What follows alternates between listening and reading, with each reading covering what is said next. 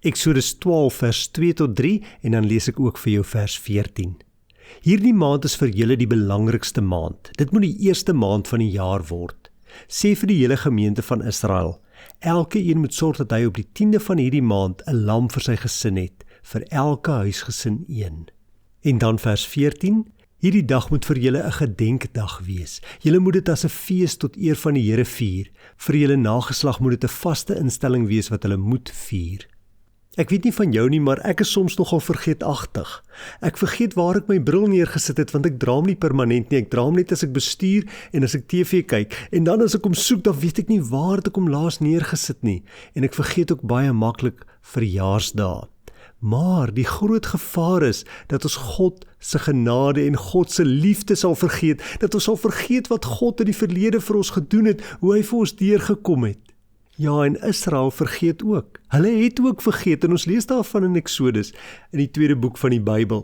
Ons sien dat Israel, net nadat God hulle verlos het, net nadat hy vir hulle die Rooi See oopgemaak het, en hulle wat slawe was, vrygemaak het, dan vergeet hulle wat God gedoen het, dan kla hulle, omdat daar nie lekker kos in die woestyn is nie.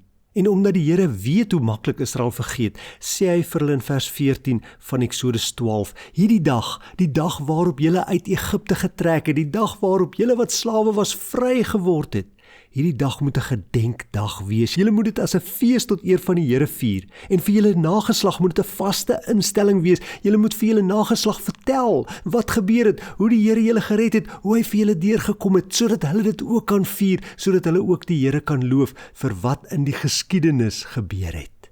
So wat het presies gebeur? God sê vir die Israeliete, ek gaan julle red. En ek gaan die doodsengel deur Egipte stuur. Hulle gaan die eerstelinge van elke Egiptenaar tref. Maar julle moet 'n lam slag, vir elke gesin 'n lam, en julle moet die bloed vat en julle moet dan die deurkosyne smeer. En dan sal die doodsengel verby julle huise gaan. En sal julle nie sterf nie. Maar julle sal gered word, julle sal bevry word, omdat die lam geslag is vir julle. En vir ons is ook 'n lam geslag. Die lam, die geslag van Dawid, Jesus Christus, hy het sy lewe afgelê. Hy het gesterf sodat ons sonde vergewe kan word. Hy het uit die dood uit opgestaan sodat ek en jy die ewige lewe kan hê. Daarom moet ons dit onthou. En ons gaan een van die dae Paasfees vier. En wanneer ons Paasfees vier, moet dit nie vir ons gaan oor paaseiers en paashase nie. Nee, dit moet gaan oor Jesus Christus. Dit moet gaan oor God en wat hy vir ons gedoen het aan die kruis. Wanneer ons saam nagmaal vier, wanneer ons die brood breek, moet ons onthou, Christus se liggaam is vir ons gebreek. Wanneer ons die wyn drink, moet ons onthou, dit is Christus se bloed wat vir ons gevloei het. Hy is die lam wat geslag is, sodat ons wat slawe van die sonde was, vry kan word. Kinders van God kan word. Kom ons loof en ons dank hom daarvoor.